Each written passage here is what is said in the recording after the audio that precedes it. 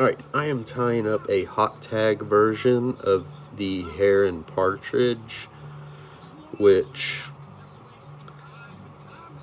I miss no opportunity to profess my love over.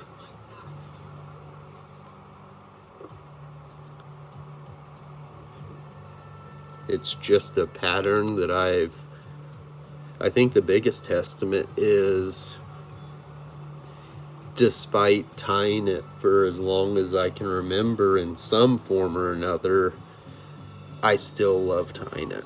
It's just, when done right, it looks better than nearly any fly that, obviously subjectively, but it's also a fact. It can be both. And I don't know, I just love them. They ooze tradition, but then tying them on this modern jig hook and tungsten bead, like they fit just as well. Add a hot tag in a hot spot, it still works. Aesthetically, that is. And functionally, but we ain't talking about function.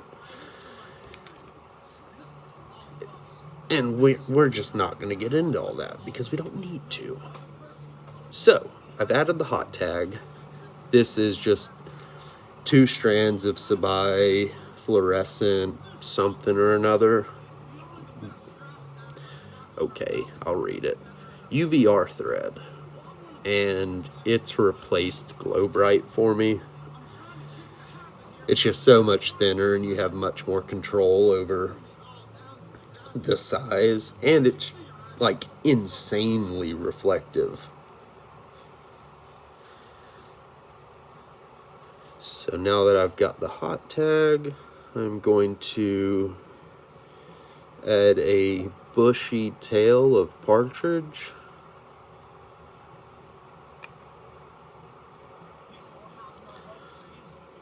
I'm usually on autopilot, and my thread would have been cording up while I picked, or uncording while I picked that up. But I am far too much in my head when I'm recording these.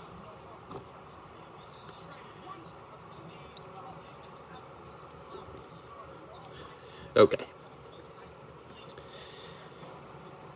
Now I'm just going to add a Brassie wire for the rib material.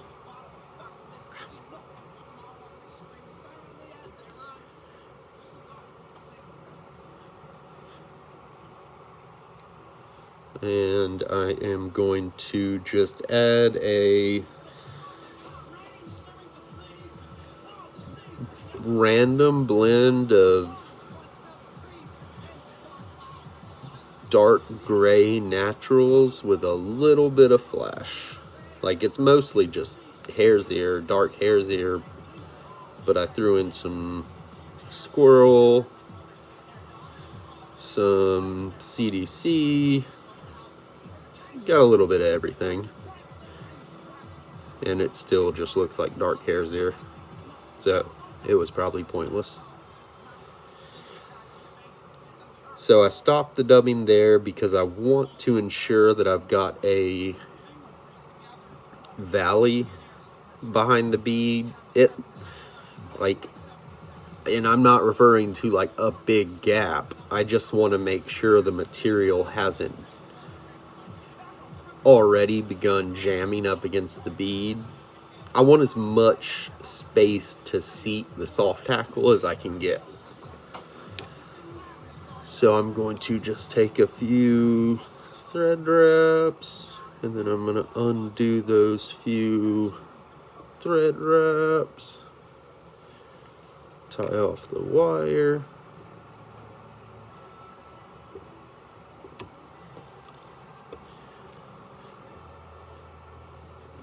and apply the collar material, which, as you might have guessed from the name, is in fact hare.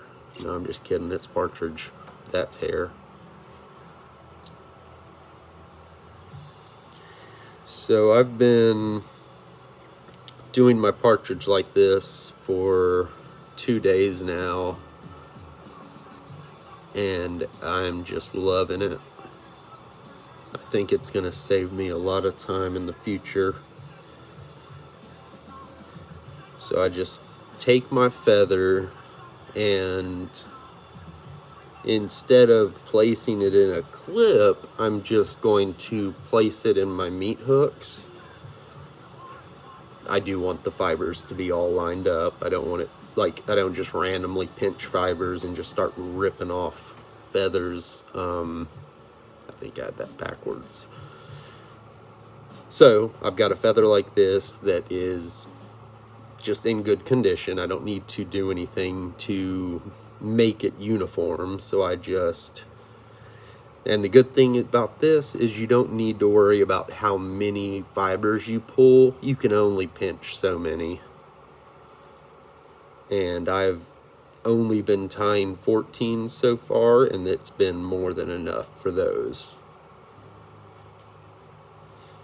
So once I pinch them, I just pull the fibers down to get them perpendicular with the stem, just so the butt ends all line up.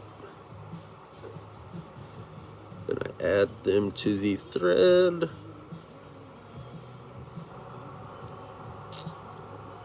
Nope, not gonna do it. I already know it's too long. Even if this is just for me. So just trim away those butts relatively close to the thread. And just start cording your thread up, but you just want to ensure that you lock the thread below the partridge so that you control when all that tension gets released. If you just let it cord and let that tension naturally build, the partridge will counter it and just start doing its own thing and just turns into a mess. So I'm going to add a little more.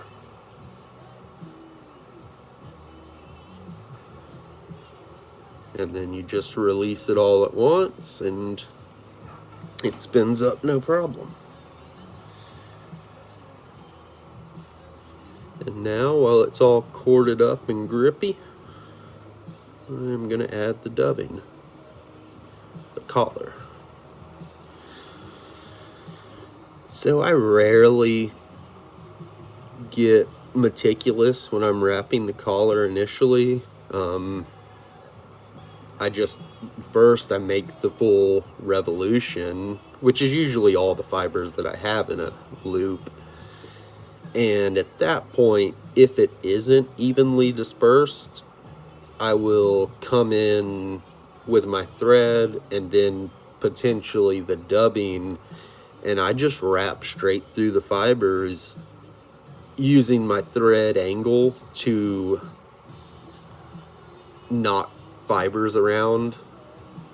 So if I have a bald spot, I can just run it through a chunk right in front of that bald spot and knock some of the fibers over.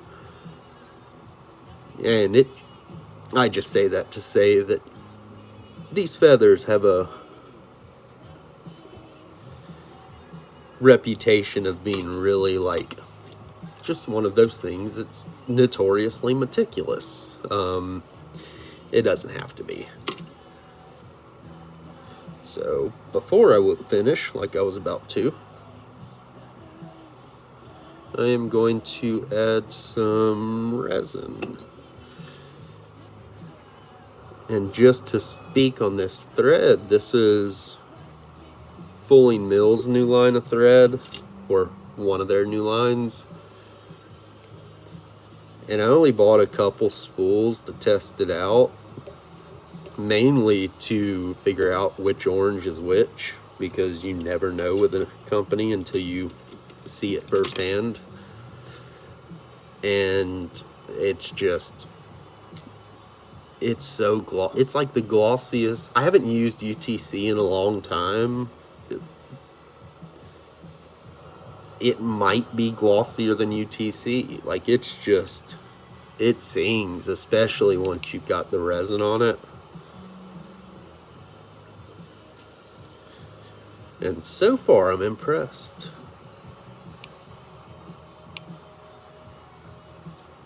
The jury isn't still out. There's just much more mindless tying that I need to be doing, and I can get a better feel for how often I'm breaking my thread. Of course, this is 70 denier, which is not what I would be tying this fly with.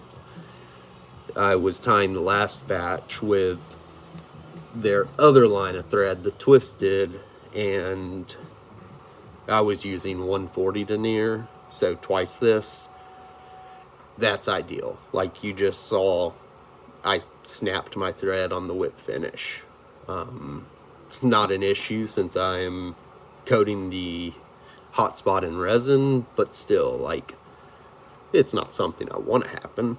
And with a stronger thread, I can prevent it, especially on a fly that is as bulky as this. It can take a larger thread.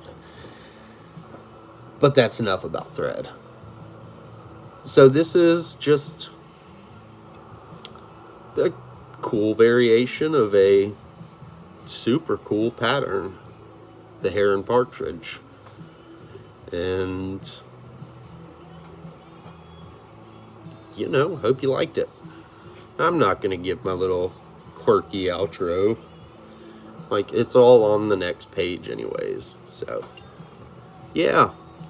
Read the next page, though. Make sure you do read it. Don't exit out now. Plus, I'm including my weirdly obsessive new, like, just deep dive into graphic design. So now don't let that, like, keep your expectations realistic. Yeah, so I'm just going to start throwing them on here since I'm not doing anything else with them. And I've got a few now. So yeah, thanks for watching.